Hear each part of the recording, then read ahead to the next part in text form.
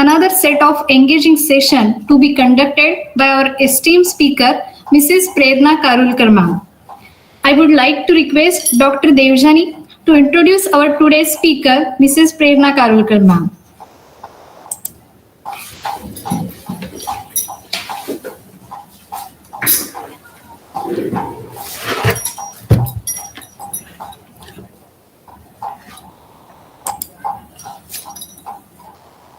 Thank you, Dr. Poonam. It gives me immense pleasure to introduce our esteemed speaker, Mrs. Prerna Karulkar ma'am. She's an assistant professor in Jana Prabodhini Institute of Psychology. Ma'am has a diverse academic background. She has received her master's in computer management and clinical psychology. She also has BA degree and NET in psychology. Currently, she is pursuing her PhD in psychology from Savitribai Phule Pune University. She has over 12 years of teaching experience and research experience in various schools and PG colleges. On the behalf of HGM Azam College of Education, Dr. P.A. Namdar University, and all our participants, I welcome Mrs. Poonam Karulkar ma'am to this session. Thank you, ma'am. Thank you, Devyani, for the introduction. Should we start the session? Yes. Okay, and it's a pleasure to come here and attend this session.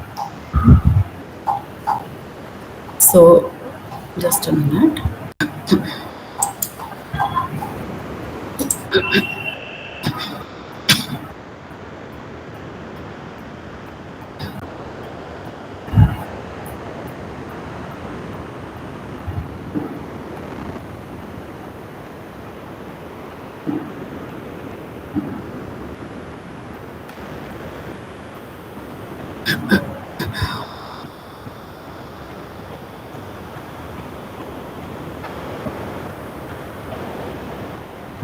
I hope this is visible.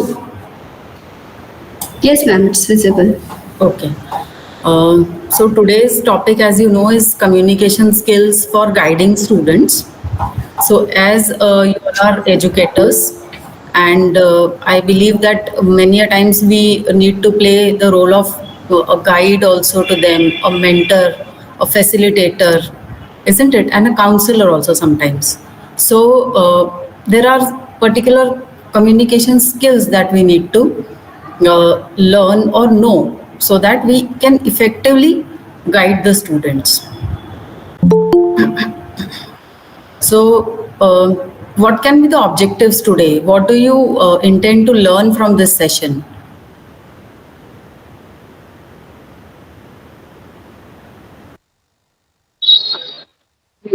How we should approach students so that they open up and they tell about their problems. So how we should communicate or connect with them.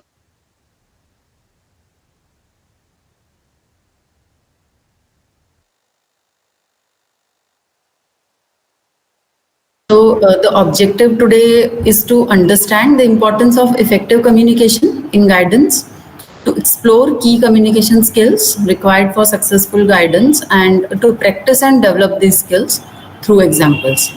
So I want your participation for this, because since it's communication skills, it cannot be one-sided, isn't it?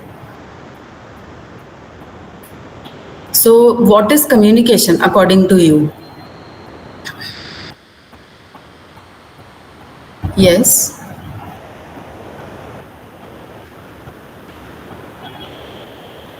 You can write in the chat box also, what do you understand by communication? Sharing of information, talking to each other. Yes. Or connecting to each other. It may be like directly talking, or by some means it can be. Yes. Sharing our feelings, communicating, talking, sharing information. Yes. So for this we need a process where we need to have a sender and a receiver, where one person is sending the message or communicating and the other person is listening to that. And there is of course the message which you are trying to convey, and that goes through a channel, and then again from the receiver you get the feedback, so that the sender knows that whatever I have conveyed has reached the receiver in the correct way.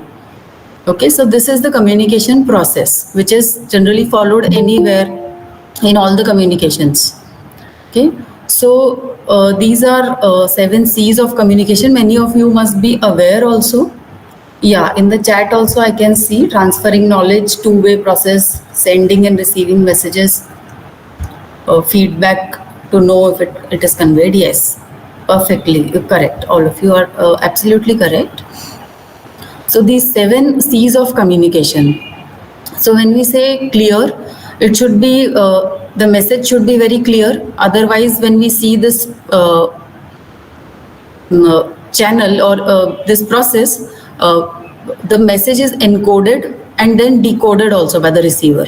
Means, if I'm saying something and it is reaching the other person, it has how it has reached in a proper way or not, that I must know. So that is why the message should be very clear.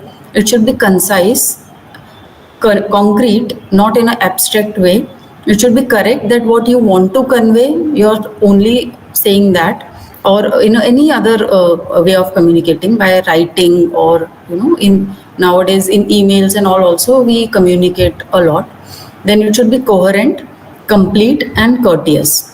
The language, the style of communication also matters a lot.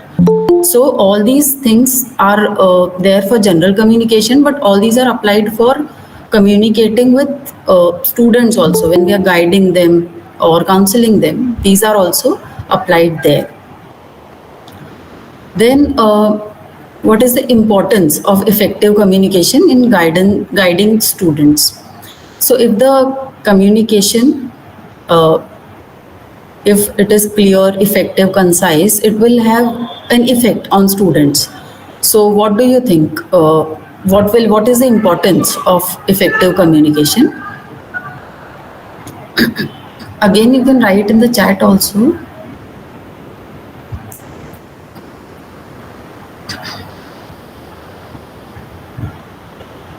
What 7 C's we By communication, Yes. by communication, we will know the student, like whoever. Today, like we are focusing on student, it may be some other person as well. Yes. So So we through will. communication, we can get to know each other and get to know their problems or whatever is troubling them. Yes, definitely. So through communication or effective communication, we will come to know that what is the problem or issues with that person. Okay, so first of all, it helps in establishing trust between the counselee and we say the counselor, or an educator, or a child, or anybody. Like you said, today we are focusing on students. Then goal setting and progress also, like how the therapy or the sessions are going. Then it will help them in informed decision making. If the communication is effective, it will help them in decision making, tracking, then problem solving, and enhancing their coping skills, providing emotional support to them, enhancing their own self-awareness, and boundary setting. So through effective communication, we can do all this with the students, okay, while guiding them.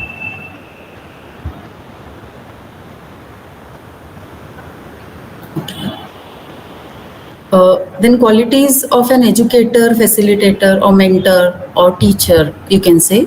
So in previous sessions, you must have seen all these, I believe, that an educator should be empathetic, he should have empathy, unconditional positive regard, that is non-judgmental attitude towards students who come with their problems or issues.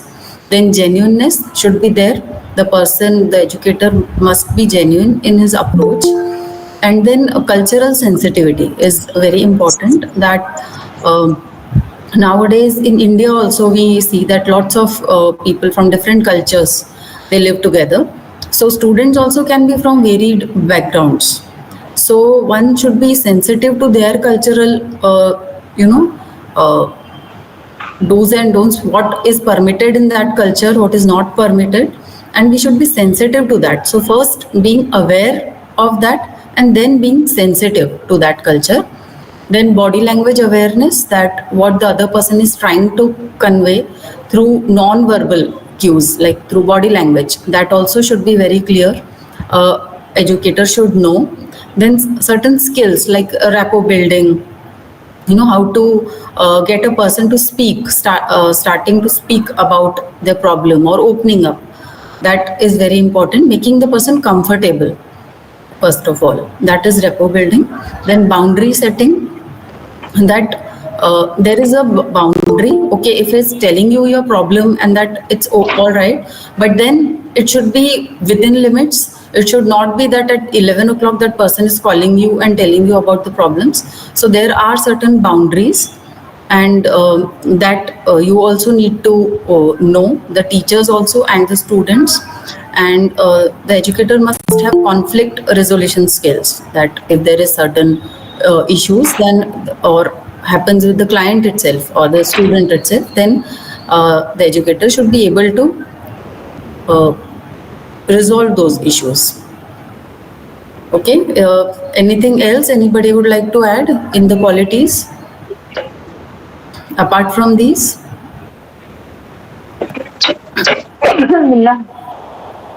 Okay, so communication skills, now we will see specifically for guidance. So first of all, it's very important that how you sit for guidance, let's say, or if some child or student has come to you with any problem or any issue, how you are sitting, the sitting position matters. अब भी अच्छा था, मैं खोली अब भी. Whose audio is on, can you please switch it off?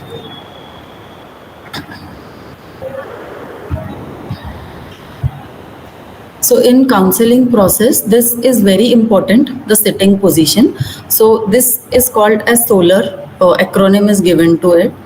So sitting squarely, that is not directly in front of the person, but sitting at 90 degrees, so that the person is, you don't stare, or there's not, there should be eye contact, but not directly eye contact, to avoid staring and all. So sitting squarely.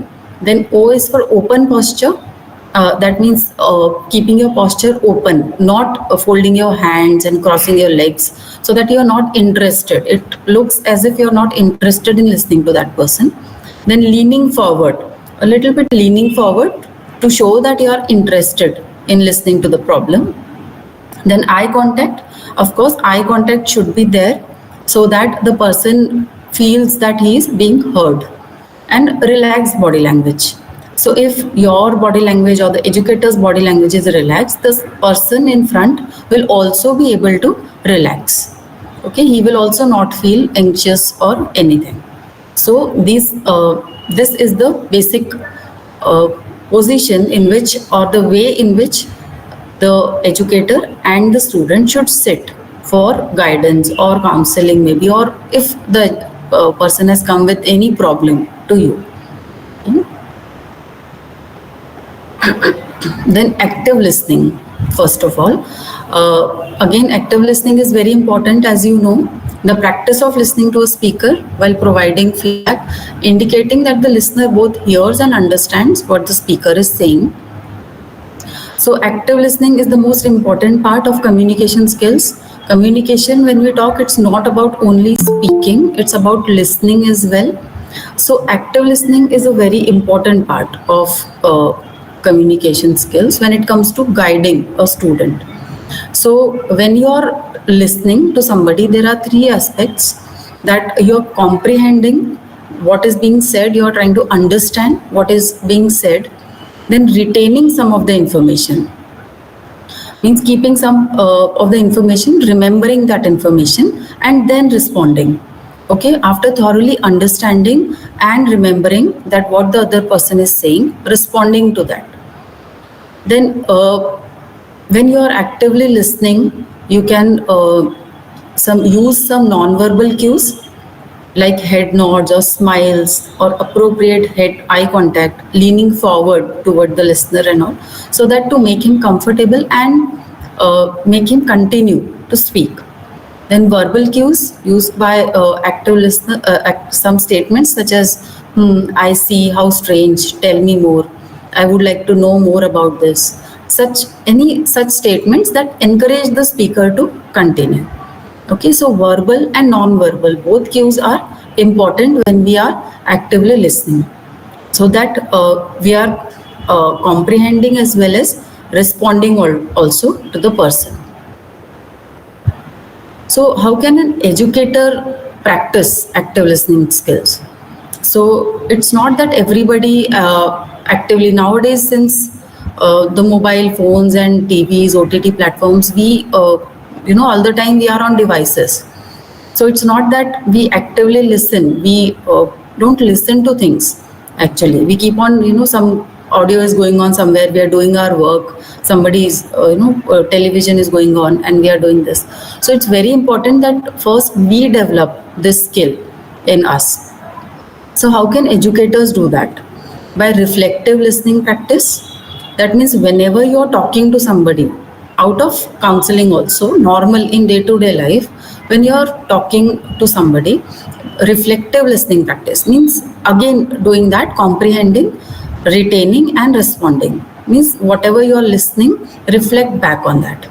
Okay, or give that feedback to the person, that whatever you have understood from the talk which you have done. Then listening exercise like listening to TED Talks and podcast, and again reflecting on them, analyzing them, that okay, in this also giving your 100% attention to these particular podcast you're listening or TED Talk you're listening to that. Then active listening in groups. So paying attention in discussions, debates, etc.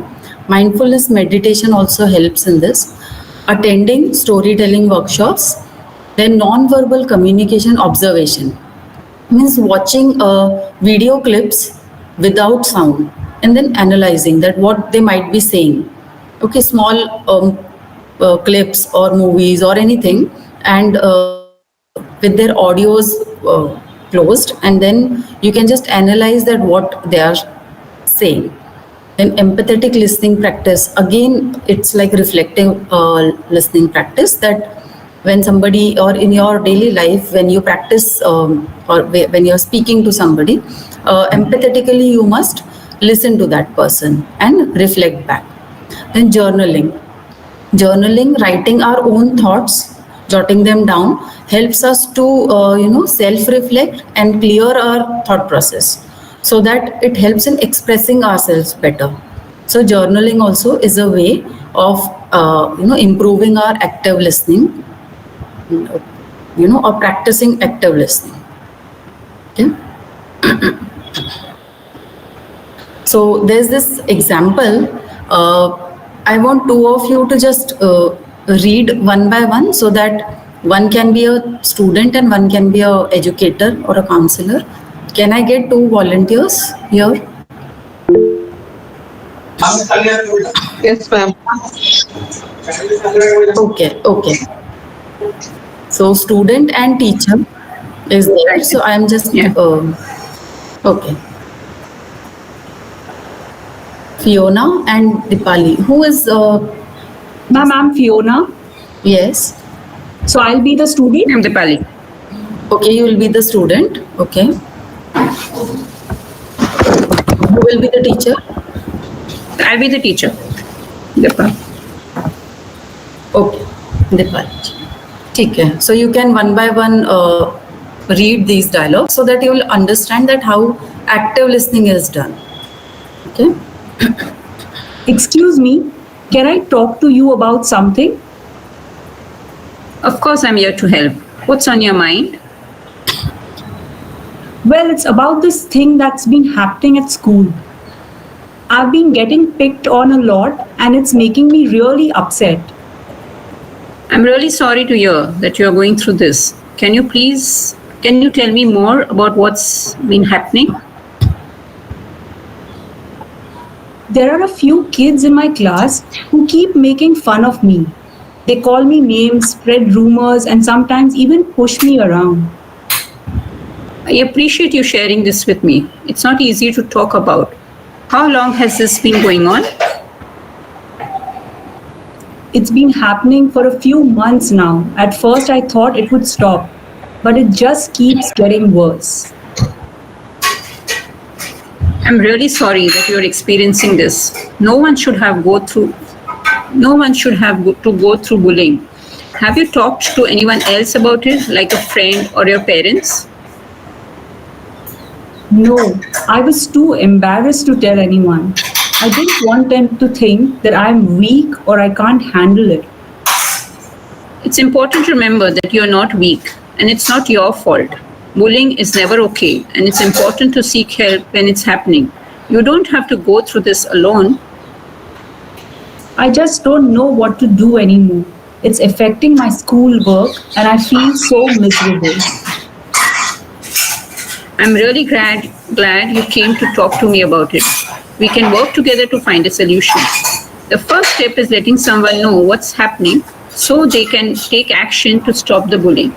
You deserve to feel safe and supported. Okay, I tried talking to my class teacher or the principal about it. That's a brave step, and I'm here to support you through this process. We can also explore strategies to help you cope with the emotional impact of bullying and build your self-esteem. Thank you. I really appreciate your help. I just hope things can get better. I believe they can, and we'll do our best to make sure you get the support you need. You're not alone in this. Thank you so much. Thank you, Fiona ji and Dipali ji, for participating. So this is an example of active listening, where the teacher is actively listening to the concerns of the child and responding through what the child is saying. Okay. So I believe active listening is clear. So we are moving ahead. Paraphrasing is again another skill which an educator should know. It is repeating back your understanding of the material that has been brought by the student using your own words. Okay, so whatever the person has said, you are just reflecting back the essence of what the person has said, but it can be in another language. So some techniques are using synonyms for the words used, then using a different word form, like the child says that I'm sad because of the ongoing bullying thing. So the counselor can say that, paraphrase it, that okay, I know that you're saddened by the events going on lately. So changing, using the different word form, then changing from active to passive sometimes, and change the word order, and using combination of techniques.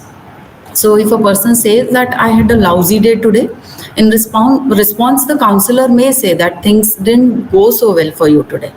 So saying the same thing, okay, so but just in different words.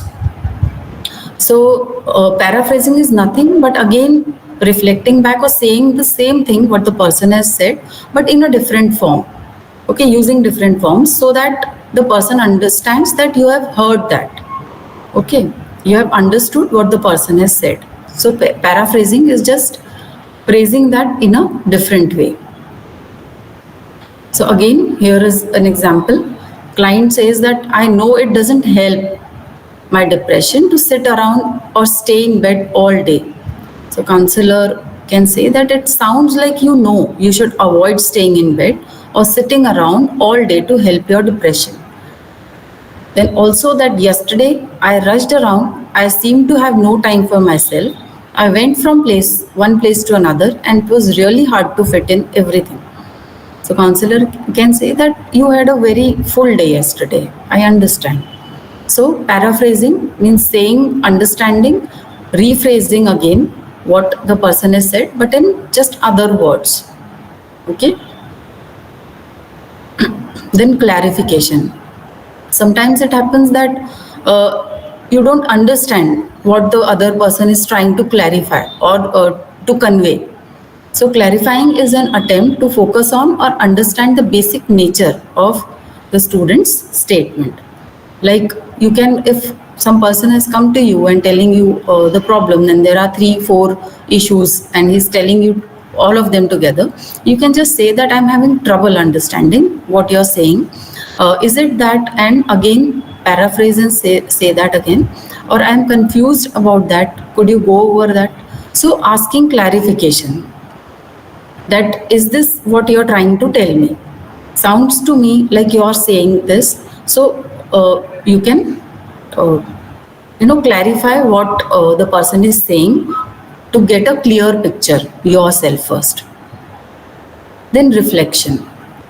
Reflection refers to communicating the student's understanding of his or her concerns or perspectives. A teacher can reflect stated or implied feelings that have been observed non-verbally, what may have been omitted or emphasized, and specific content. So here teacher understands that there is some implied feelings, there is something else, whatever is being told, there is something else beyond this. So that also teacher can tell during the conversation that you're feeling uncomfortable about seeing him again, maybe, or you really resent being treated like a child. If a child is saying or telling his concerns, the teacher can reflect or tell the implied feelings, underlying feelings, that how the child is feeling right now. That a teacher can say, sounds as if you are really angry at your mother. So maybe the child is telling that my mother has done that, this, and all these things, or scolded me, or all these things. So underlying feeling is that you're angry right now with your mother. So reflection is, first you understand that the educator or teacher or counselor who is there need to understand that what is the underlying feeling here, why the child is behaving in a way, or when the child is venting out or student is venting out, what can be the underlying feeling behind this, and then reflecting it back to the person. Now summarizing can be accurately and succinctly reflecting back from time to time within and across sessions and substance of what has expressed. So summarizing can be in the beginning of the session also, that yes, in the last session we have spoken about all these things. Then at the end of the session also, that okay, in today's session we have spoken about all these things. And also clarifying emotions for both the counselor and the client, that okay, what is going on right now. Then starting the process of focusing and prioritizing scattered thoughts and feelings. So there may be many issues which are being discussed, so trying to focus and prioritize on what is to be sorted first. So for that also summarizing is important. Then enabling the client to hear what she has expressed from a slightly different perspective. So again, like paraphrasing, summarizing is telling the client again, giving your own perspective about what the person has said. Then offering an opportunity for structuring the session, especially for the people who have difficulty focusing on specific topics and goals. So again, like we have seen earlier, that to focus on a particular issue in that particular session, we give them to structure the session also, we summarize whatever has been done or said. Then providing a useful orientation towards homework and future sessions, like at the end of the session, whatever is being done, what homework has to be done, everything is summarized. And then moving the counseling process forward and bringing a session to close by drawing together the main threads of the discussion. So summarizing can be done in between also the session to focus and to structure the session, also at the end, and also it can be done in the beginning of the session to clarify the process and what has been done till now in the counseling process. Okay, so this is an example again. Can anybody read? So there are lots of issues going on with this child. So the counselor summarizes, or the educator maybe summarizes it. Any of you, anybody can read this? Okay, yes, Alina. We discussed how you are feeling nowadays. You said that you were forced to take a subject that was not of your choice. Because of this, your results deteriorated. And at the same time, lots of conflicts were happening between your parents. So you could not concentrate on your studies and were not able to continue your music classes. So in this, you can see that the student has said lots of things. Okay, that the subject was not of her choice, or the results also have deteriorated, or conflicts are happening. So it has had an impact on her studies and music classes. So all these things, when she must have told it, it must be in a very other form. But the counselor or the educator who is there, he has summarized it in a way so that it has become clear to both of them. Okay, that what are the issues now, out of these, now where do we need to focus first? So that will be the next step in the process. Okay, so summarizing is again helpful in moving forward the process. Then confronting, sometimes it happens that there are discrepancies between what the person is saying and what the person is trying to convey and what is he feeling. So there is, to get a clear picture, sometimes the confrontation is also done. That it involves providing the student with honest feedback about what is really going on. So I feel you really don't want to talk about this. It seems to me you're playing games here. So that if the student is, just want to while away time, or is not coming to the main issue what he is facing, so counselor can confront him like this. Then if he faces that there is discrepancy in his non-verbal cues, or through his non-verbal cues and in his statements, then also confrontation can be done. That you say that you're angry, but you're smiling. So, and also on the other hand, you seem hurt by not getting that job, but on the other hand, you seem sort of relieved too. So all these kinds of discrepancies which a person sees, he can talk to that person clearly and confront that person in the process. Okay. An effective way of using confrontation is to send I messages to own your responsibility for the confrontation by openly sharing your own genuine responses to the client, or by focusing on avoidance or resistance. So whatever you feel genuinely, you should convey that, and by focusing that there is resistance still in the person, or avoidance if it is there, then to remove that, confrontation can be done.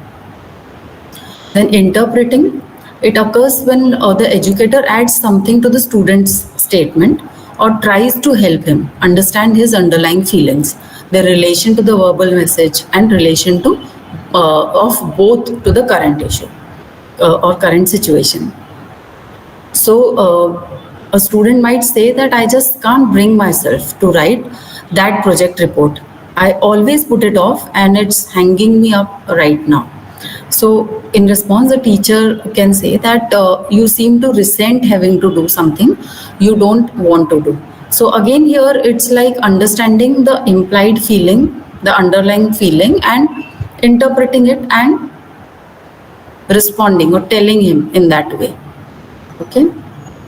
So if the interpretation is useful, it will add to the student's understanding, and if it is not useful, then the student might rephrase what he wants to say, and then you can interpret. Okay, so interpreting is just understanding, adding something to that to understand the underlying feeling and relaying back to the student. So questioning techniques, when a person comes to you, there can be open-ended questions and closed-ended questions, but for knowing more about them or getting more information about them, probing is done. So effectiveness of the questions depends on the type used and the frequency of it used. So it can be a fine line between obtaining information or making the student feel like he is being interrogated. So it is very important to understand that you're not forcing anybody here. You're trying to just get to know that person more. So probing is done, but probing is done in a way so that the person is comfortable and a rapport has been established, and you want to just obtain some information. It's not that you're forcing him to tell you something which he is not ready to share. So that person should not feel like being interrogated. So sometimes what problem they have come to you, you just need to listen to that. But sometimes it is important that for an educator also to understand that what is the underlying feeling or underlying need for this person to say like this. So at that time probing can be done to know more about the issue, but it should be done very properly in a very subtle way. Then close-ended questions helps to find out about a particular fact or seek specific information, where the questions answers can be yes, no, or in small sentences, or short responses can be there. So closed-ended questions are also used in questioning. Then open-ended questions are also used. So for beginning the process also, it is used that if the student has come and he is looking distraught or maybe disturbed, we can ask him that what is the problem today, or why are you looking like this. So it's an open-ended question. Okay, and encouraging the student to express more information, tell me more about what has happened, or eliciting examples of particular behaviors, thoughts, or feelings, so that the teacher can better understand the conditions contributing to the student's problem. So how did you respond to that after he said that to you? So getting to know more about that is again an open-ended question. So open-ended questions again help you better to understand, know more about the person's situation, and help you to form opinion, or maybe whatever you're trying to get to know about the situation. So open-ended questions are quite helpful throughout the process.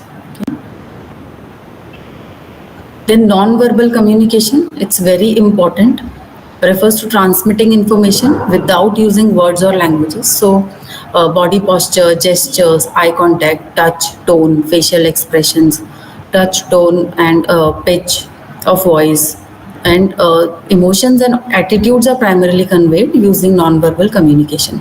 So apart from what the person is telling you, you also need to, or the educators also need to focus or keep an eye on all these things also, non-verbal cues as well.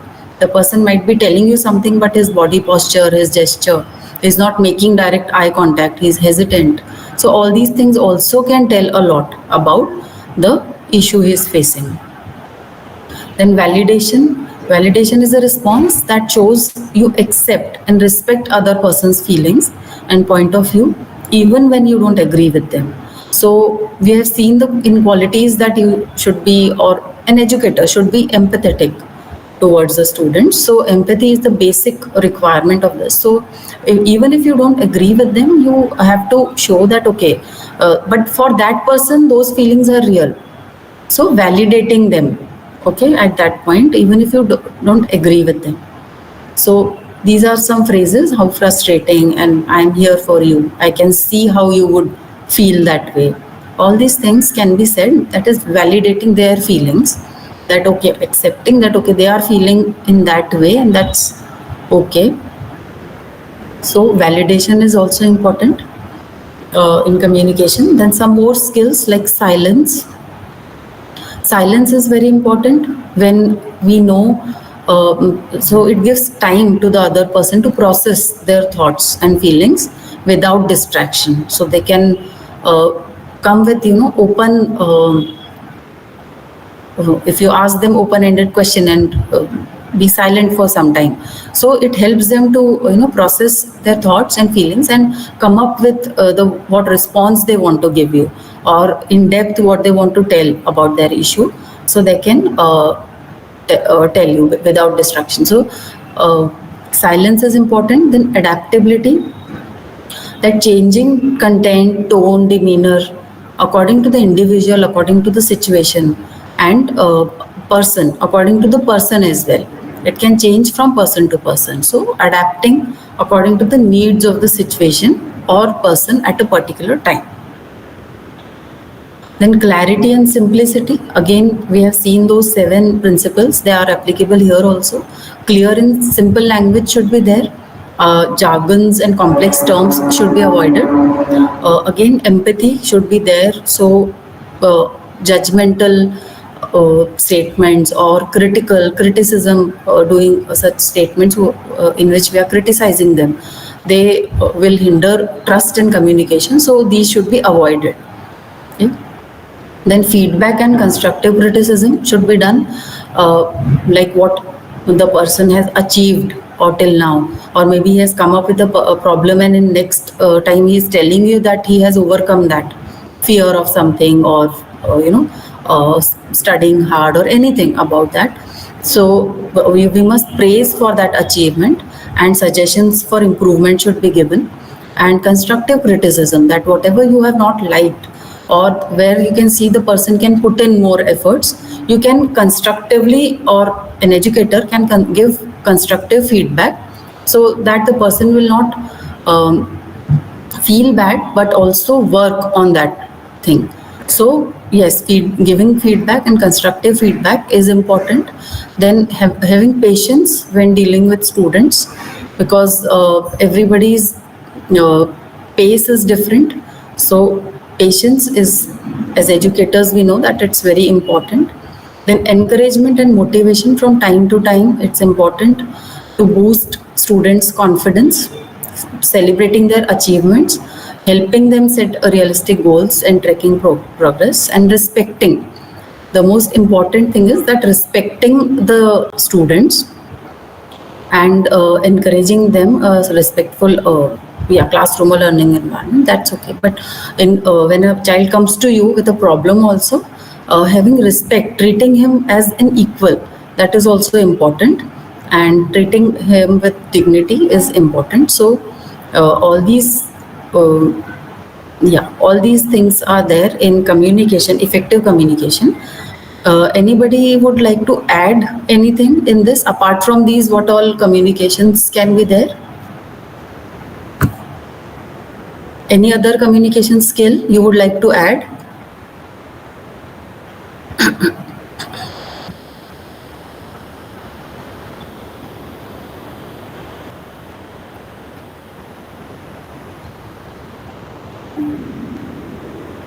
Okay. So when we are talking about communication skills, there can be barriers also in communication.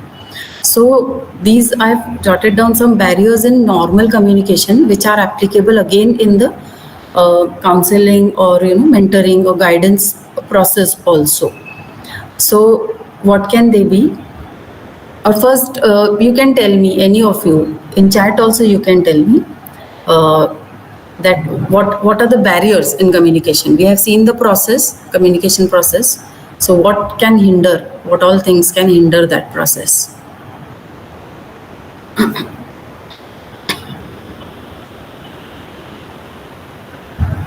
Language could be a problem. Barrier, yes. Language could be a problem. Lack of clarity from side of the client, yes. Yes, absolutely. Bias, yes.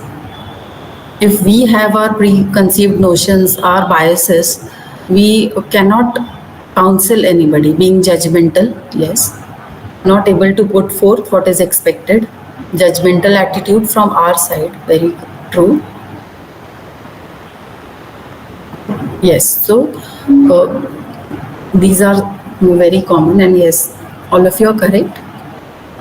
So from our side also, there can be some barriers, from other side also, and apart from them, there can be environmental barriers also, like noise or the place where you're sitting. All those things also can be there. But from our side, it can be like mind reading, assuming that you know what someone else means, often before they complete their statement. Then physical, like objects or distractions get in the way. Then again, where you are sitting, it may be, in physical, all these conditions, like temperature of the place is not correct, or you see people around you, you're not comfortable. Okay, or there are distractions, other distractions you see. So all those come in physical. Then rehearsing, focusing on what you will say next instead of listening. Okay, so focusing on your own response.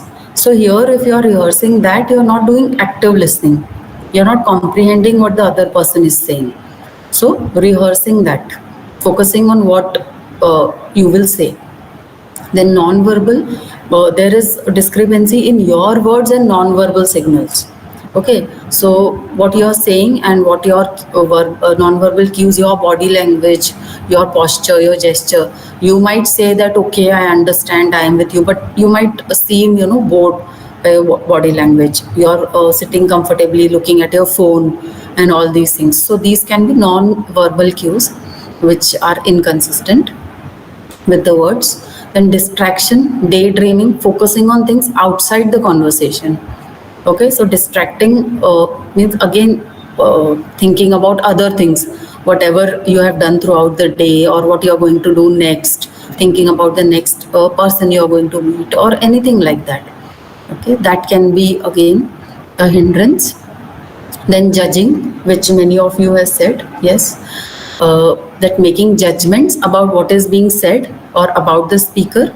Then filtering, a selective listening, hearing you what you want to hear and ignoring the rest. Okay, so if you know that the person has come with certain problem, you're just trying to selectively you listen to that problem only, that what you want to hear, or from what you think that the solution can be, you find the solution, you will just try to focus on that and ignoring the rest what the person is trying to convey. Sparring means listening just so that you can disagree. Okay, so sometimes it's that you don't agree with the person, so you just listen but you don't agree with that person, so that also is a barrier. Then derailing, changing the subject, making jokes, especially when uncomfortable with the topic. If a child has come to you with such an issue which you are not uncomfortable to listen to, you change the topic. So instead of saying that, there can be other ways to convey with empathy, and with that instead of being judgmental or making jokes or being uncomfortable at that time, we can tell them that we can talk about this topic later on maybe, or in some other way. Then misperceptions, misunderstanding what someone is saying when they speak. Then culture and language. Yes, somebody has said just now language. So different beliefs about experiences, relating, and what is right or wrong in communication. So yes, language and culture are barriers. In some cultures, some things are permitted, and in some they are not. So while conveying that, it becomes very difficult if the other person is not aware that in my culture this is this cannot be done. So different beliefs about experiences, and language of course is there. Then superficial, having a hard time accessing experiences beyond surface level. So when we talk about interpreting or reflecting, so if you just listen to what the person is saying, just hear superficially that what the person is saying, you will not be able to understand or relate or know the deeper feelings, the underlying feelings, that why this person is saying, or you won't be able to understand. So superficially listening, not going beyond the surface level. Then advising, wanting to fix or offer needless advice. So advising, just we are not, or rather we should not, and counselors never do that, give advice or solutions. They makes a person find out the solution themselves and take the responsibility of that solution as well. So advising is should not be done. And placating, to quickly agree, sometimes as a way to make the other person stop talking, so that also should be avoided. Okay, so these are the barriers, and interpersonal, judgmental attitude, yes, all these things. So is that clear? All this is clear, or should we repeat something, or anything you would like to add in this? Any query is there, we can put in the chat box.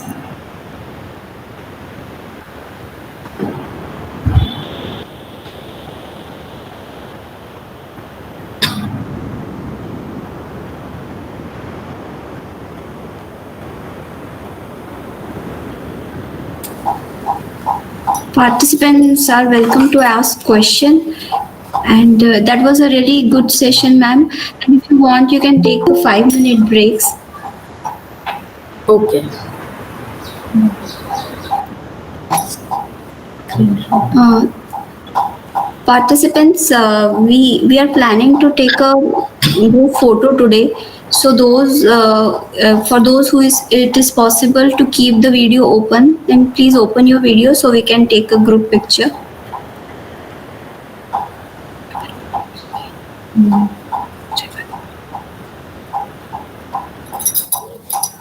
सभी को बोलेंगे 24 our मेरा एक picture है.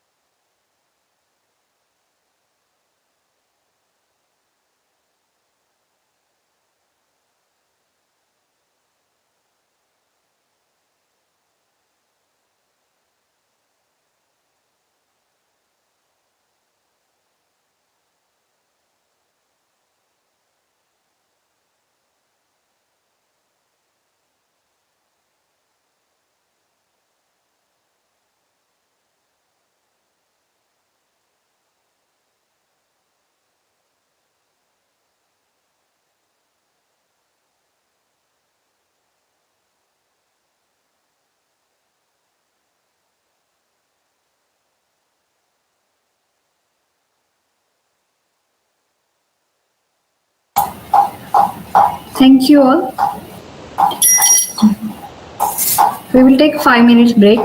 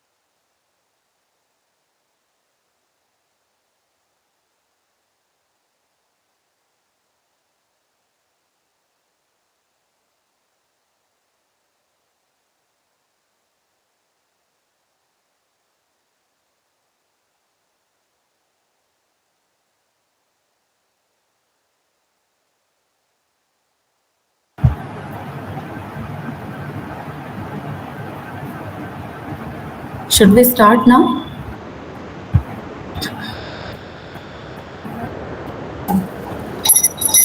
Yes, ma'am. Just before starting, I would request participants to switch on their camera once again. We'll take a group picture. Okay.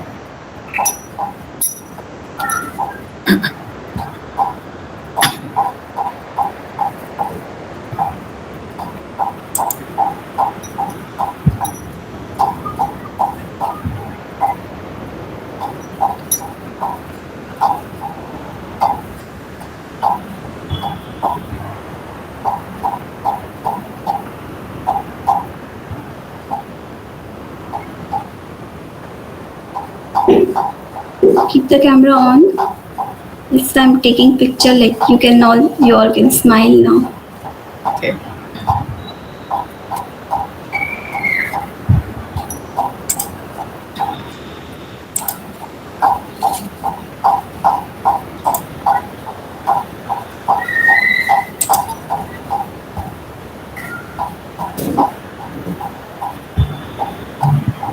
Yes, we have got one nice picture. Just I'll take one another. You can smile now.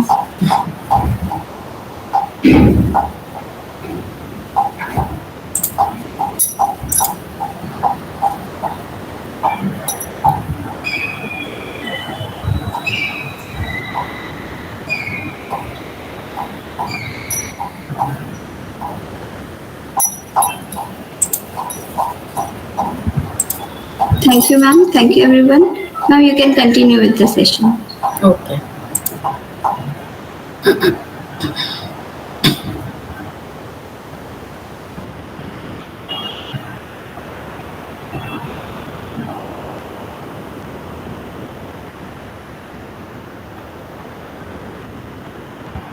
Okay. So the next session is about identifying and nurturing potential. So in previous sessions, you must have heard about the spectrum or the continuum on which we see the students. Like there is on the lower end also where they have problems, or what we say that low scoring maybe, or other things. But there's another side of the spectrum as well, which we call as high potential or high ability students. So this presentation basically is about identifying and nurturing that potential. Okay, so high ability students or potential students, what do you understand by this? First of all, I would like to know that how much or what is your understanding about this?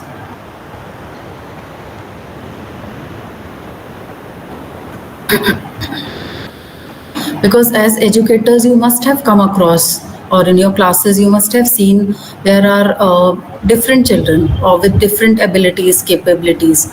So whom would you call high ability children? Yes. Gifted. Okay. They have some special abilities and skills. Yes, absolutely correct. You can write in the chat box as well.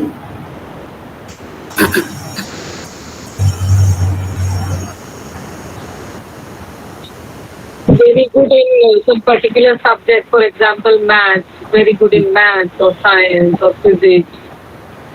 Okay. They have maybe are very good at drawing, painting, Yes. singing, Yes. dancing.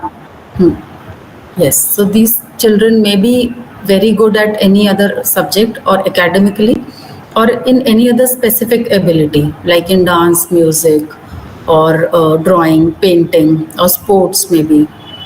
Yes. So refers to individuals who have the capacity to excel or demonstrate exceptional abilities in specific areas or fields, and either they have the capacity or they perform that potential at an outstanding level of accomplishment in at least one domain when compared with other students of the same age, experience, or environment. Okay, so at their age group with their peers, they are at the top of that. Uh, we will see just now, top of their class, or maybe wherever they are performing, they are in the top 10% of that. Or there are different definitions given for gifted students.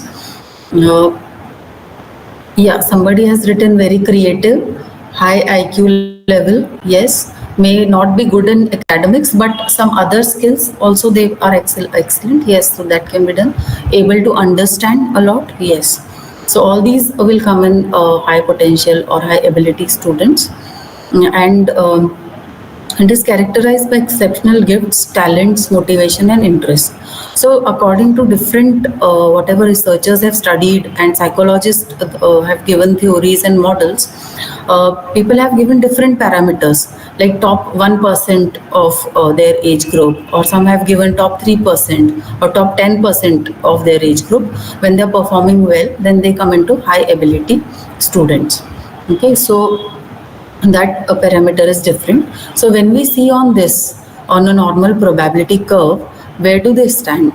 They stand on this extreme right. You can see the extreme right. The center is for the average students, which we see, and extreme right, you can see that profoundly gifted, top 0.01%. Then gifted will be there, which are 2% mostly, and more able, or better than, or better able to perform than the average ones. There also will be 14% of them. So this is again just a example to show, but high ability students will be better at what they are doing than their peers. Okay, so whatever you have said, all of these are absolutely correct. Then what do you think? Nature plays a role, that is their genetics plays a role in this, or nurture, the environment? Nature is our genetics, which determines our behaviors, our personality traits, and our abilities. And nurture is our environment, upbringing, life experiences. All these things we determine our behavior. So we are nurtured to behave in certain ways.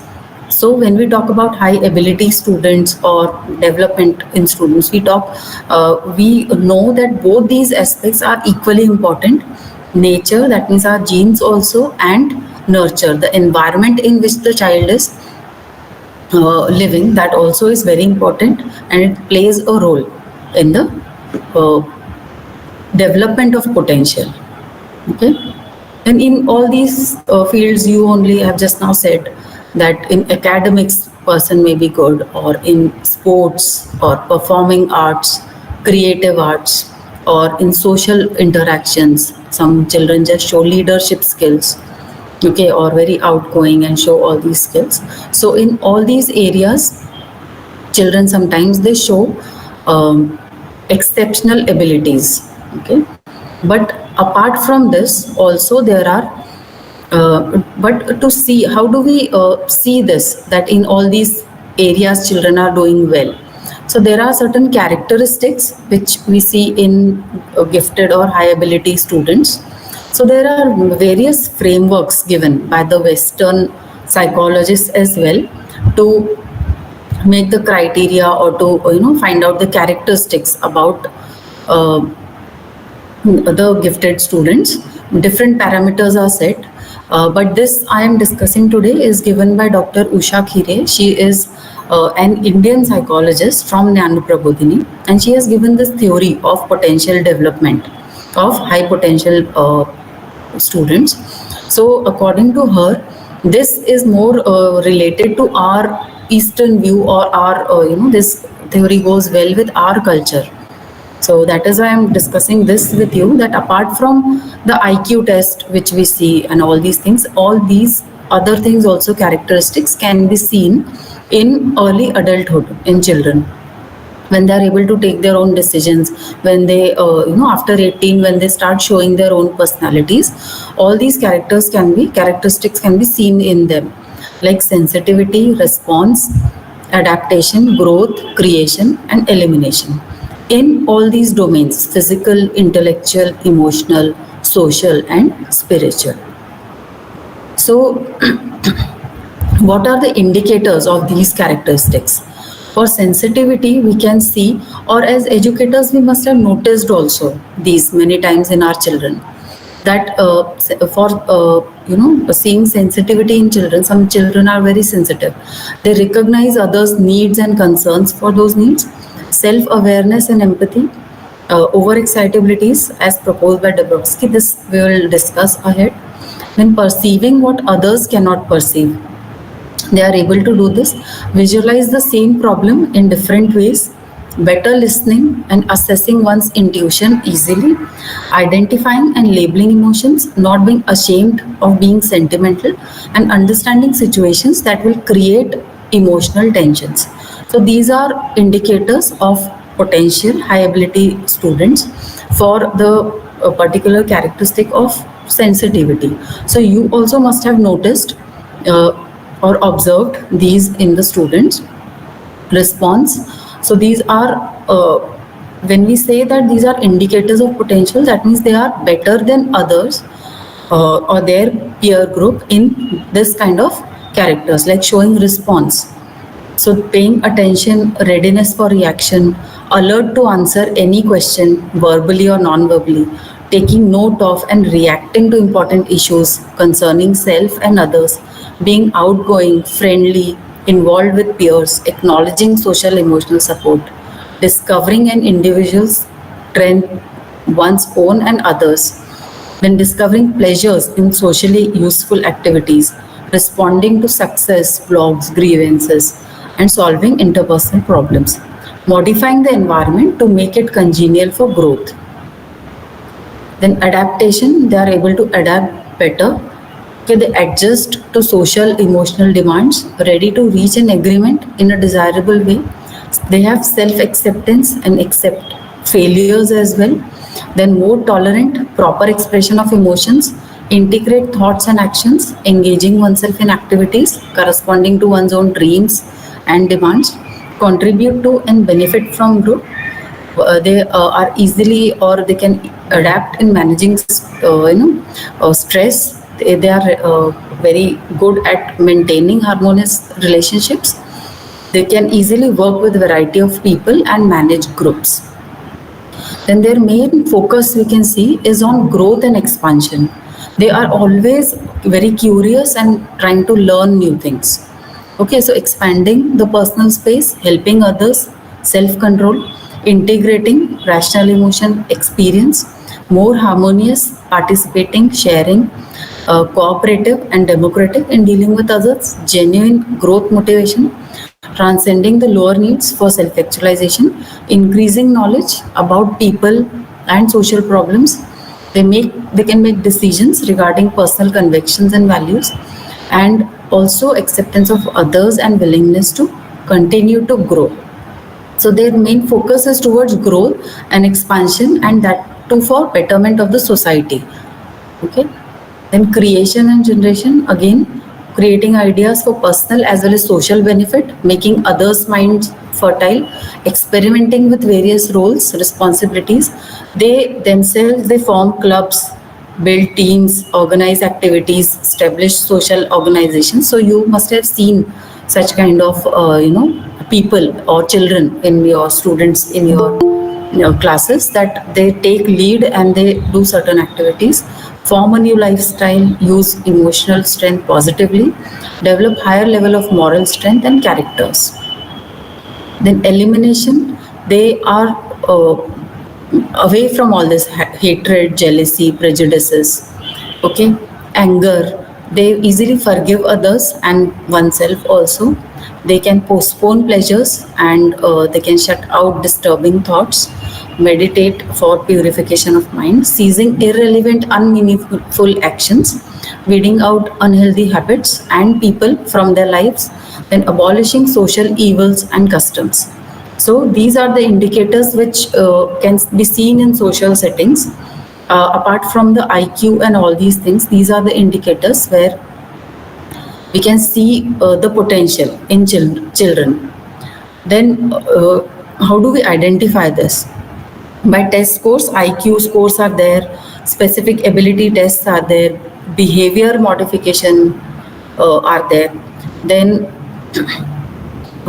these tests are there. Then teacher nominations. When we identify these students, we motivate them to go into some talent development program or promote them to go into some talent development program. So apart from these test scores, other things are also there, like teacher nominations, alternate pathways. A teacher observes and nominates the students with abilities that the test don't easily show, like for creativity, other talents like music and dance and other things. Then alternate, like parents sometimes nominate, peers nominate, self also children can nominate themselves. Then special nomination, like previous year teachers or other teachers, those who have taught them, or notification and orientation of parents is done, and action information nominations. So nominating also the students about the sessions, about the talent development program, and we can identify the students. Is there any other way through which we can identify these students? High potential or high ability students in our classroom. Apart from these characteristics and all these identification methods, like test, peer nomination, teacher nomination, so we can observe as an educator, we can be, as educators, we can be active, and we should be, able to identify their talents. So if somebody is leading the group, taking initiative, he is showing higher potential, helping. You see certain children that they're ready for help, and they are altruistic in nature. So that also will go towards higher potential or ability. Then some students are very good at resolving conflicts, forming teams, reforming teams again because of the how the roles and responsibilities change. They form and reform the teams according to that. Then completing work, some students, despite of having issues and difficult situations at home, they complete their work. Diligence and perseverance in a task, hardworking and motivated. Those who volunteer in social activity, motivate others for achieving their goals. So these also you can see that some of the characteristics are there which we can see and identify in our own classroom as educator. Isn't it? So any other, do you think, any other way? Have you seen any such child motivating others, helping others?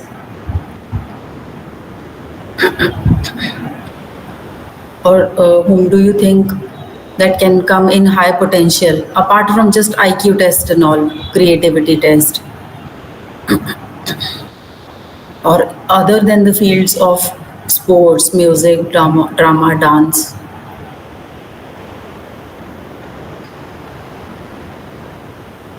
So write in the chat as if you come to, if you remember any of that. Then many times it is said that why do high potential students, they need guidance? They have high potential, so they will succeed in life. So why do they need guidance or special, talent development programs, or why do they need to be focused on? So there are many issues also these children face, like self-image, asynchrony, overexcitability, underachievement, perfectionism. We will see this one by one.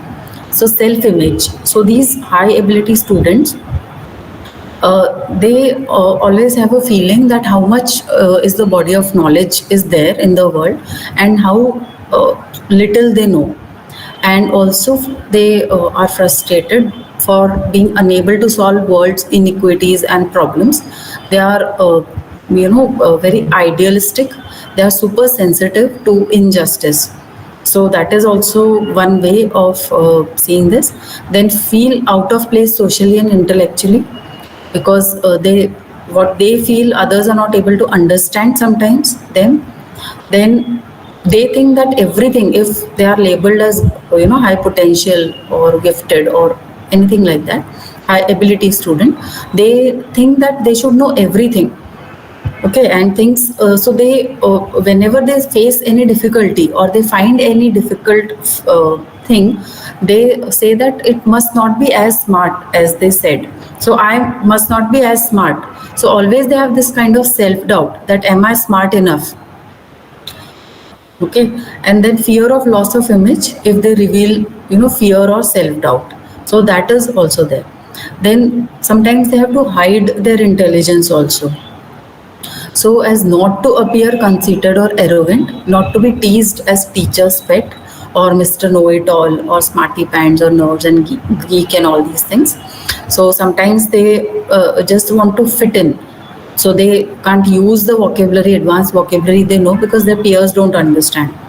Sometimes they have cognitive dissonance, that whatever being seeing, they are seeing but being unable to do anything about it. And of course there is pressure to perform in such students. Yes, so somebody has said, when I asked you that are there other ways, so yes, if you see somebody writing poems and publishing books, okay, like challenging activities, they also will come into this high potential or high ability students. Yes, rightly noticed or observed. Then another problem they face is asynchrony. Asynchrony is not synchronized, means high ability students are asynchronous. So their physical development, intellectual development, and social emotional development takes place at different pace. It's not synchronous abilities. This was a term given by, again, a psychologist, Kazimierz Dabrowski, and he has given a very beautiful theory on the high potential students. So over excitability, you can say, is oversensitivity in these 5 areas, like psychomotor, imaginational, sensual, intellectual, and emotional. So psychomotor means they have lots of energy, enthusiasm, they are very competitive, they need to do certain things, they need to be active all the time. Then sensual means they get sensory pleasure. Sometimes they are disturbed by small sound also. They don't even like taste of certain things. It's very repulsive for them. Or smell also is very off-putting for them. Sometimes they can't wear a shirt because it's very, the fabric is very hard for them. So it's like they have highly developed senses for these things. Then intellectually, they are very curious, highly curious. They have good analytical skills. They have strong problem solving skills. Metacognition is good. They are introspective. They are ready to solve problems and find out new things on their own. Then imaginational means they are very dramatic. They have vivid dreams. They have imagination. Very vivid imagery they have. Then emotional, again, they are very compassionate, very intense emotions they face. They face fear, guilt, and anxiety also because of this, and they are deeply empathetic about others. They understand the needs of others, and they are very sensitive towards those needs. Then underachievement again is a problem with high ability students, when there is discrepancy between the potential, their IQ scores, and performance. So sometimes children, they have potential, but it is not converted into performance. This, many of you must have noticed that in childhood or in your class, you have seen that this child is very good, responsive, gets understands the concepts very easily, but he is not able to translate that into performance. His marks and all are not showing that. Okay, so this is called underachievement, and reasons can be because of wanting to hide their potential. They don't want to be different from their peers. They have different priorities, like they don't give importance to neatness. Then frustration with lack of challenging material. So if there is the material is not challenging enough, they get bored and they don't pay attention to that. Then deliberately failing is easier than admitting that you don't know something, because high ability students are supposed to know everything. So this is again that fear of failure. So if I fail myself, then nobody will say that you didn't know anything and that is why you failed. Then perfectionism also plagues them, that they set high standards and expectations for themselves. Then feeling pressured to live up to high expectations, then exaggerated negative reactions to mistakes, exaggerated fears of failures, which we have seen. They have high levels of self-doubt and insecurity, personalization of mistakes as failures, excessive ruminating or self-criticism, and rigid black and white thinking pattern, that either this is good or bad. They don't understand the gray areas. And self-worth or self-esteem, that is contingent upon success, that if they get success, their self-esteem will be high, and if failure, then it will be very low. And lack of motivation can be because of uncertain goals, because of stress, because of boredom, that the work is not, or the study material which they are doing, it's not according to their level, so it's not challenging enough, so they get bored. Then unsupportive environment and lack of understanding also sometimes. So if the task is very easy, they get bored. If it is very complex, then it creates confusion and frustration in them. It should be at the appropriate level for them according to their understanding.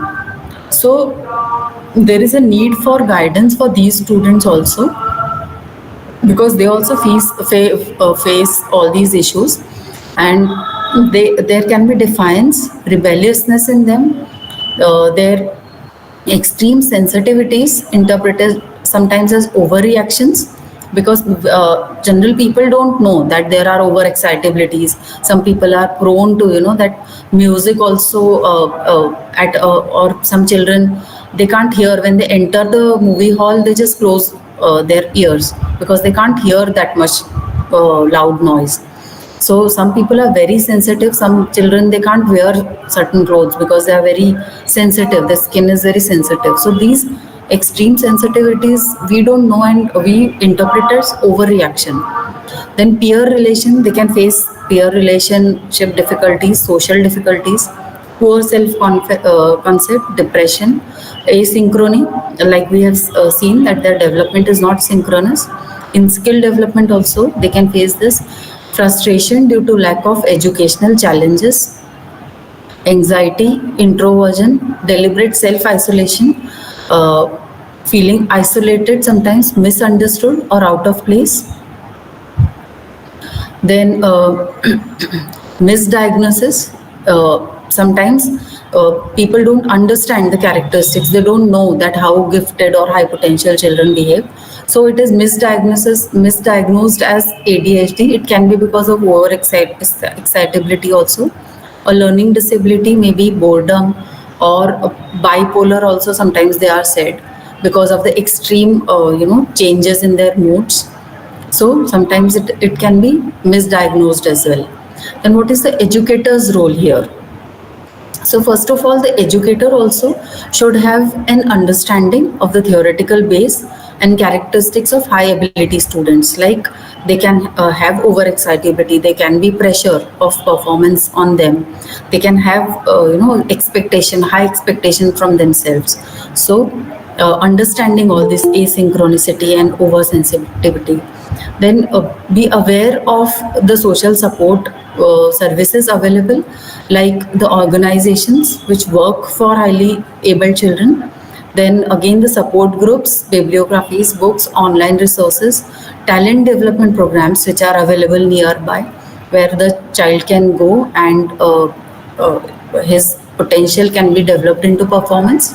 Ask for help or find additional information if needed.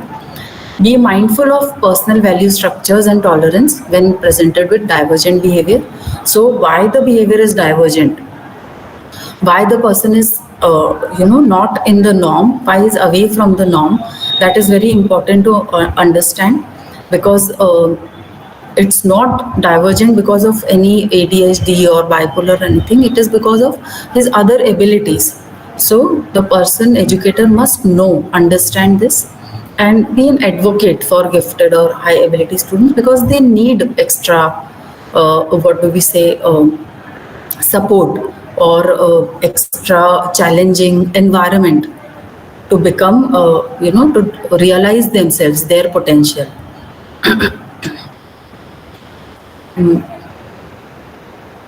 Yeah. So how can we nurture this potential? By helping them recognize their own strengths and potential, creating self-awareness in them. Sometimes students, yeah, they are not able to understand that yes, they are capable of doing this thing. So first we identifying their potential and creating self-awareness in them, then helping them develop strategies for recognizing stress reactions and coping with stress. Then because of these high performance expectations and all, they have this stress and coping with stress. This also is very important to them. Then helping students understand their own behavior and how their behavior impacts others. Then the emotions of the students are real, like we said, we need to validate them, that empathy is the base of all this, that we should be empathetic. We must understand that these, if even if they have highly abled in one area, they have other feelings, they have other problems. Maybe academically, if they are good, they are facing some social challenges. So it's very important that we understand those things and validate them. Then multi-potentialities, high potential students, they tend to be good at many times and at many things, and they have many interests. So help them in planning for their future. This is also very important. So what can we do? So there are accelerated curriculums where if in academic we talk about it, so accelerated in curriculums, that portion of the curriculum is rapidly in a very fast pace taught to that student. Differentiated learning or instruction, where the child is given instruction individually. Okay, it can be in the form of curriculum compacting, means compacting that which he knows. So differentiating instruction means making that instruction for individual students. And there can be again accelerating them or enriching, giving them enrichment opportunities, means giving them other talent development programs, putting them in other talent development programs. So making other enrichment opportunities available to them, encouraging self-directed learning. So here they are motivated to do that. If they are good at that thing, they will be highly internally motivated to do well in that. So we can encourage self-directed learning, where they will set their own goals. They will practice according to that. They will complete that goal and move on to the next thing. So self-directed learning helps a lot in high potential children. Then individualized mentorship and guidance is very helpful again. Mentoring the children individually according to their needs. When we say high potential, each high potential child or high ability child is different from the other. So giving them individually, mentoring them, guiding them, providing constructive feedbacks from time to time, encouraging creativity, promoting critical thinking in them. Then foster a growth mindset in them. That is there is fixed mindset and growth mindset. So as we have seen the characteristics, there is always these type of children, they move towards growth and development. So we also foster that mindset that they are always developing, growing, learning something new every day.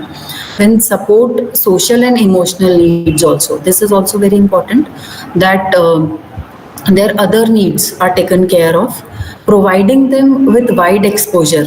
If the children, how do we know that they are good at certain things? So providing them, if the child has shown interest in music, we provide them lots of exposure, so that we come to know that exactly what thing he is interested in and where he can perform better or has high potential in which of the area. Then collaborating with parents is also very important, and staying informed about the new methods, about teaching methods, about this curriculum compacting maybe, or accelerated learning, enrichment, there are programs. All these we should be informed about. If we are informed about this, we can help the students also. Then there are these few I've just added these are some talent development models. Dr. Francois Gaine has given this, where there are these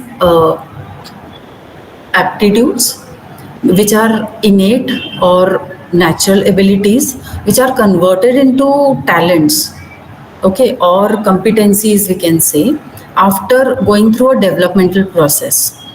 Okay, so developmental process here is having structured activities in that particular time, and where environmental and intrapersonal factors also play an important role. So this talent development program, where enriched curriculum, clear and challenging excellence goal, selective access criteria, systematic and regular practice, regular and objective assessment of progress, personalized pacing, all these things are taken into account, and the child or the student who has that innate ability or potential, it is converted into or transformed into performance. Okay, so these are some talent development programs given where they are where they go through an enriched curriculum or a training program. They have this clear and challenging goal. Then how do they access that criteria? That is also very important.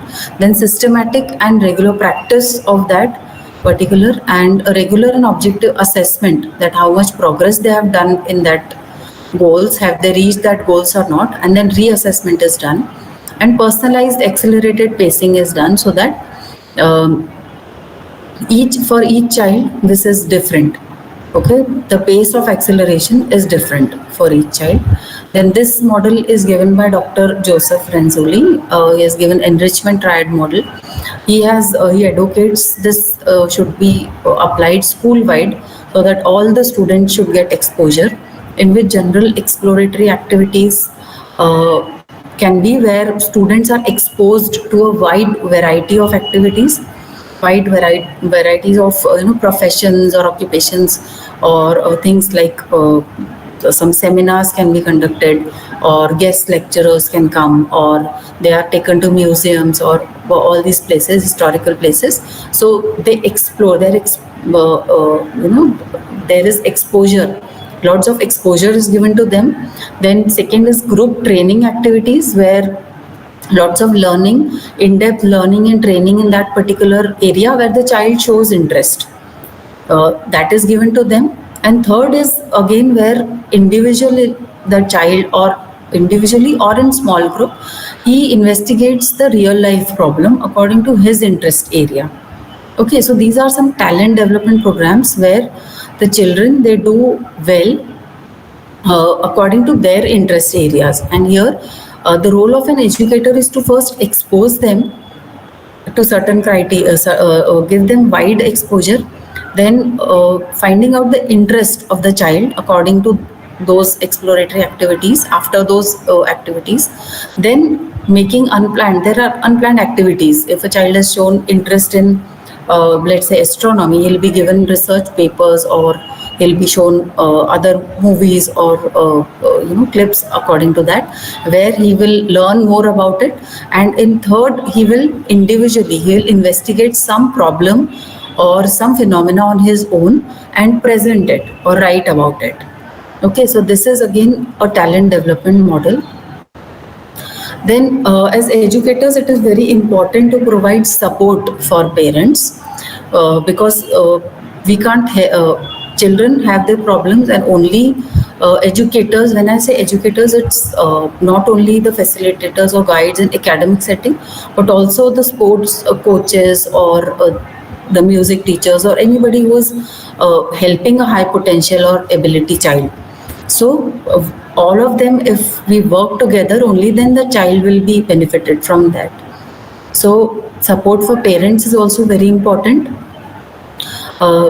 Educators can increase parents' understanding of high ability students' emotional needs, because as we see that as we just now saw, that there is lots of asynchronicity between the child's emotional and social and developmental, physical development and all these things. So his emotional needs can be different. Okay, even if his high ability in some other criteria. So that parents must understand that we must provide materials and resources as needed. Information on characteristics of high ability students, that there is asynchronicity, there is overexcitability, okay, and sometimes they remain underachievers. So all this parents should also know. Then information about programs, special programs, summer camps, competitions, other opportunities for high ability students. Also, these educators should be aware of this and he can convey this to parents. Books, articles, brochures on parenting high ability students and on their issues also should be given. Then organizations and websites with relevant information, they should be noted. Then referrals for professional help if needed. So if a child is high ability in one field but he demands help in some other field, he should be referred to a professional. Then encourage parental involvement in their students' education and how to advocate them effectively. So encourage parental involvement. Yes, and also it is very important to understand for them also that it's not easy to raise a high ability child. So here in Nyan Prabodhini, there is a group called Pradnya Maitra, which is for the parents of high ability students. Okay, so it kind of provides them help, or it's like a support group where parents share that what difficulties they are facing, what stage their child is going through, and how they have helped, or through discussions and through other theoretical support also, and with discussing it with the experts also, they come to know about the problems, challenges of the high ability students. So such type of support groups are also there for parents.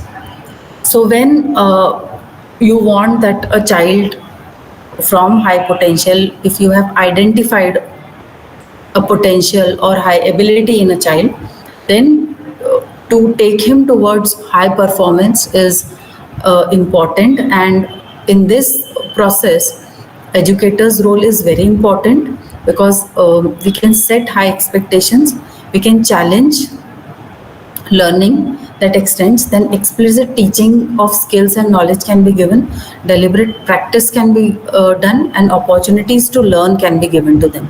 Like we have said, like enrichment programs, talent development programs, all these should be given to them to be able to reach their highest performance, or able to perform, reach their highest potential. So this is a journey for them from high potential to high performance, where the educator's role is very important. So first, educators should be aware of their own responsibilities, aware of the child's needs, and then only he can guide the child through all these things. So thank you all for listening. This is it. Any questions you can ask me in the chat box. Yes.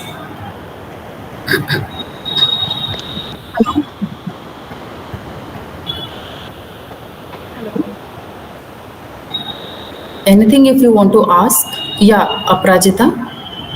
Yes, ma'am. Ma'am, actually, I had a doubt. Like Yes. while you were showing the parameters or criteria to identify, like how Yes. do we identify the gifted learners? Dr. Usha's, I think, parameters. Yeah. So there you told. So my query was like that was for early adulthood. You told, right?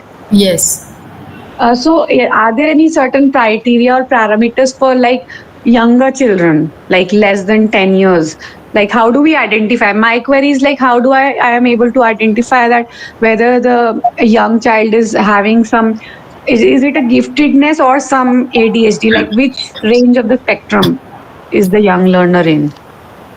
Yes. So you can identify that there are various tests If only ADHD you want to know, so if he is gifted, there can be other things also through observation.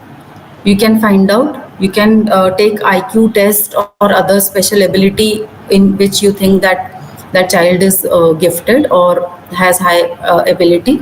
You can take tests for that also. Then take information or from other teachers, from their music teachers or anybody who is there. So there are other criterias as well, and these things which I have said, which we see in before after 18, but they can be also seen in younger children. And I'm sure that as educators you must have seen them also, that from very young age you can see that children helping others, children taking leading positions, okay, in groups, leadership positions in groups. So there can be many things which we can see Yes, in ma'am. children. There are many criterias. Yes. Thank you, ma'am. I have shared a feedback form. Kindly fill this feedback form.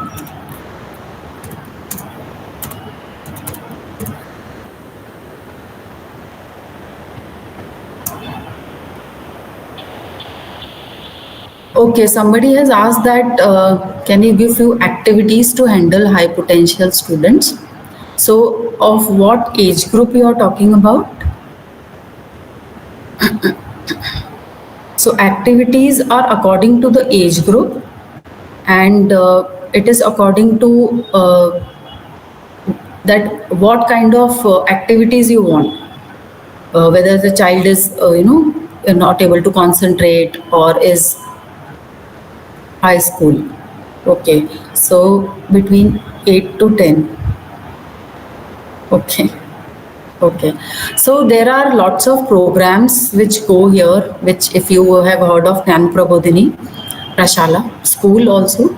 So there are lots of programs here for high ability students.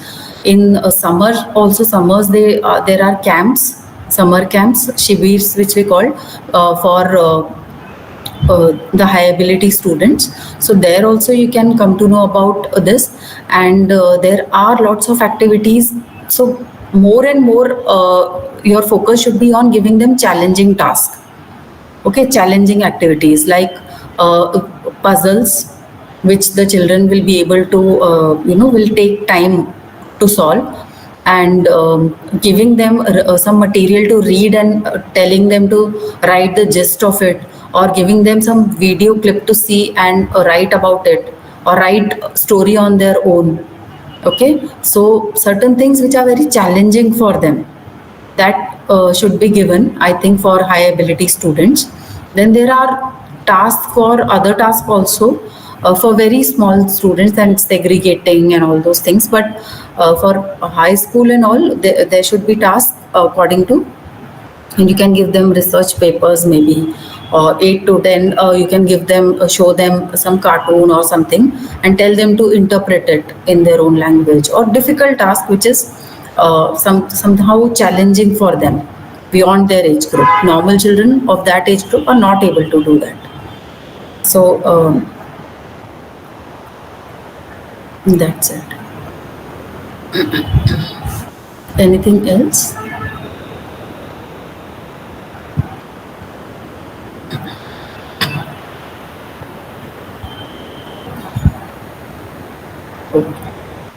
Thank you for attending the session. There is a course also here in Gyan Prabodhini's Institute of Psychology on nurturing and knowing the psychology and nurturing the giftedness. So that is also there for educators. It is for educators, teachers, counselors. They do this course to know more about high ability students. Thank you so much, ma'am. It was really an enriching session. I'm sure all participants will be benefited from this session. On the behalf of participants and HGM College of Education, Dr. P. A. Namdar University, I express our gratitude. Thank you so much, ma'am. And thank you all participants for patience listening. And we will join tomorrow. Please fill the attendance form which is in chat box. Please register your attendance. Thank you so much. Fill the feedback form also. And thank you so much for inviting us. Okay. Thank you, Thank ma'am. you. Thank you.